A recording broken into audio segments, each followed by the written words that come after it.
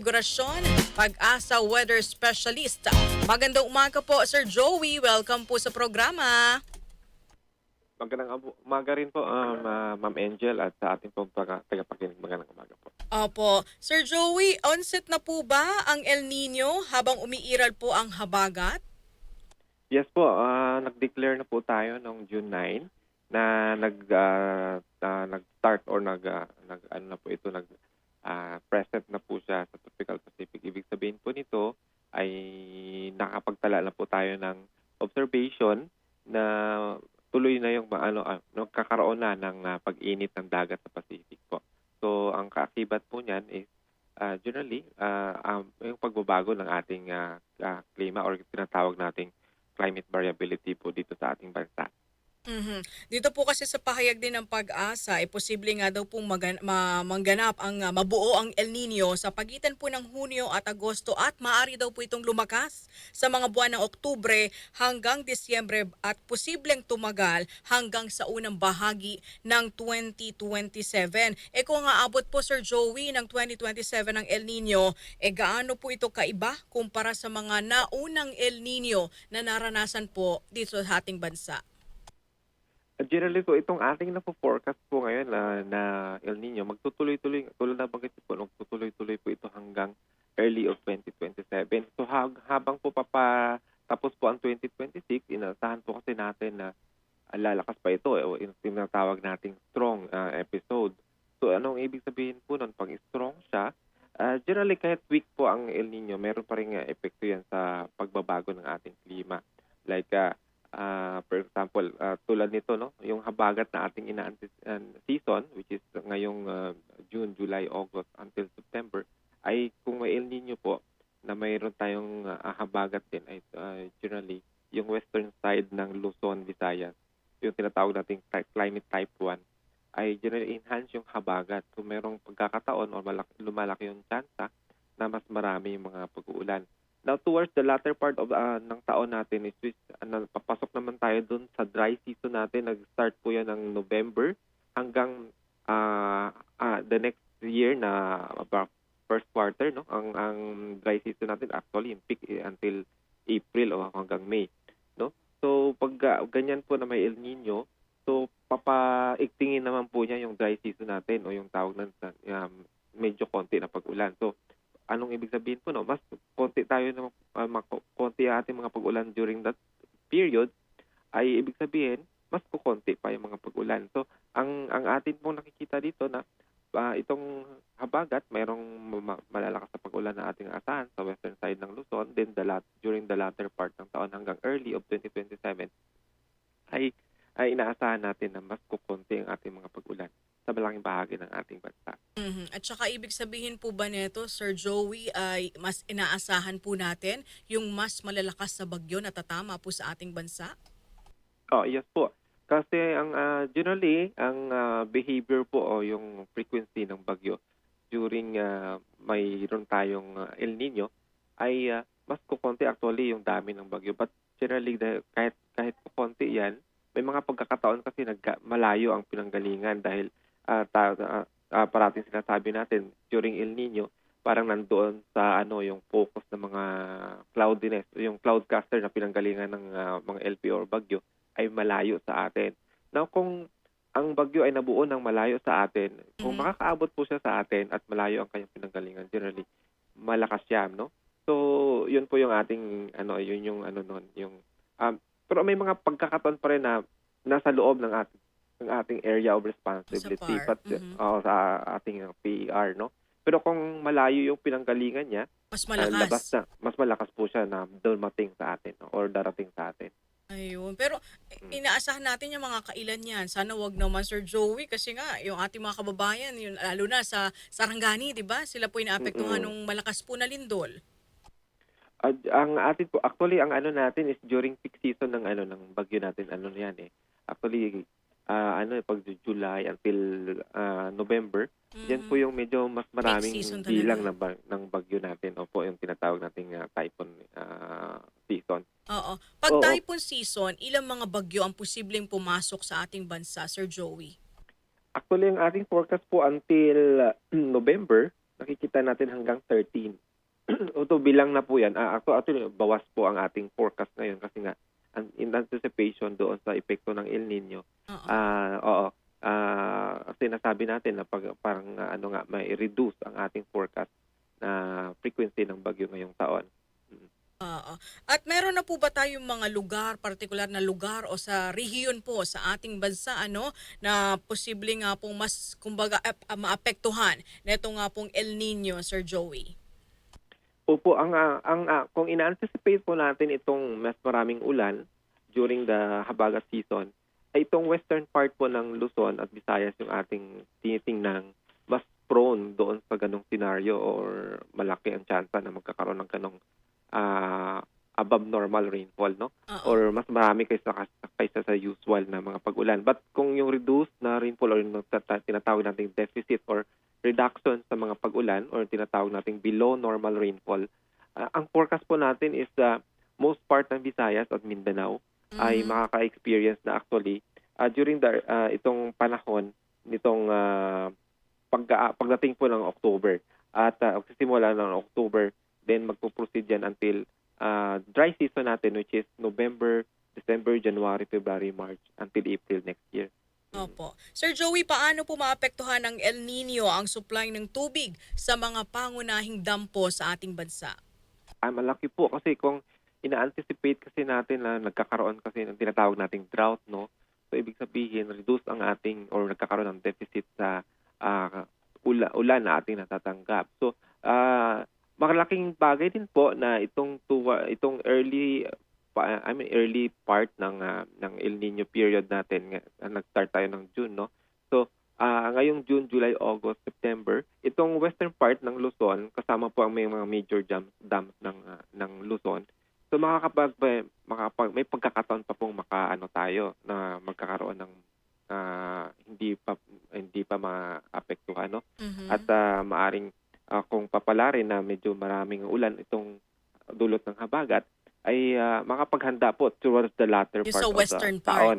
Yes Oo. po. Pero kung itong ibang bahagi po ng bansa, actually ang Luzon lang kasi ang medyo may mga dams, no? Sa Oo. ilang part ng ating bansa is rain-fed talaga. So that's why Mhm. prone talaga sa kung nagkakaroon ng reduction ng ulan is prone po talaga sa sa kakulangan ang Oo. ating agrikultura. Kasi walang mga dampo doon sa kanila, kumbaga walang imbakan ano ng Yes tubig po. ulan. Mm. Sir, ano po yung inaasahan namang epekto nito sa produksyon po ng pagkain at presyo ng mga pangunahing bilihin? Yeah, kung meron po tayong kakulangan sa sa ulan, ibig sabihin po nun, yung production as well ay apektado. So, maaari pong maapektuhan negatively or mayroong negative impact ito sa ating agrikultura which is our yan, kaakibat din yan, yung ating food security. So that's why ang pag-asa po at ang DA ay hand in hand ay po kami nagko-communicate ukol dito sa El Nino together with the national government.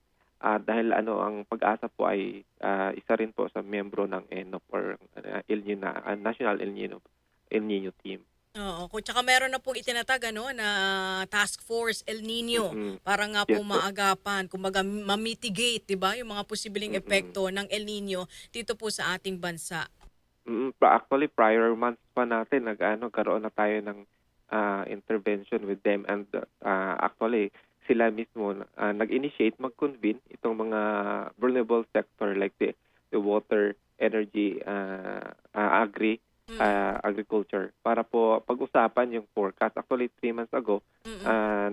na po, may mga meetings na, may mga actions taken na para ma-address na po yung ang sinasabi ng pag-asa na magkakaroon ng El Nino. Yun nga. At ngayong June ay tulad ng forecast nung nakaraang mga buwan ay nagkaroon na nga ng El Nino.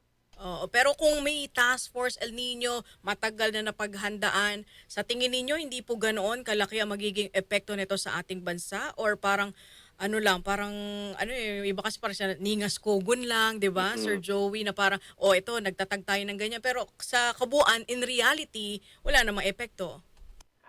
Malaking bagay po talaga sa ating ito yung preparedness. para ma-mitigate po yung impact. Kasi yung impact actually ando na yun eh. Mhm. Vulnerable at risk na tayo. Pero kung meron tayong mga hakbangin pa bago pa mangyari yon at actually napatunayan naman po during 2023, 2024 Mm. na forecast natin nagkaroon ng magkakaroon ng El Nino. Sorry.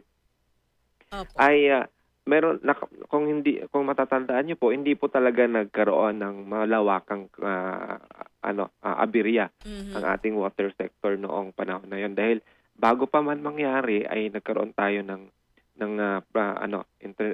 nagkaroon po ng pagplano sa iba't ibang sektor ng gobyerno. Opo, napakahalaga talaga ng paghahanda, Sir Joey, ano? Oh, yes po. Opo. Dahil tulad po ngayon 'pag nagkakaroon na ng hindi pa man nangyayari Mhm. noon Mhm. pero parang nagbabawas na ng allocation. Correct, So correct. that way, hindi at nag-aabiso na sa mga tao na kung pwede magtipid Mhm. sa pagtubig dahil although hindi pa nangyayari, hindi masyadong nababawasan yung supply ng tubig. Oo. Opo. Oo. Sir Joey, yung pag-ulan po na naranasan sa Sarangani kasi after nga po nilang malindol, nakaranas naman sila ng mga pagbaha. Ano po ito? Yes po, actually ano diyan is usually 'pag nagkakaroon kasi ng lindol, so nagbabago yung natural, tawag dun, way kung saan pupunta yung tubig 'no.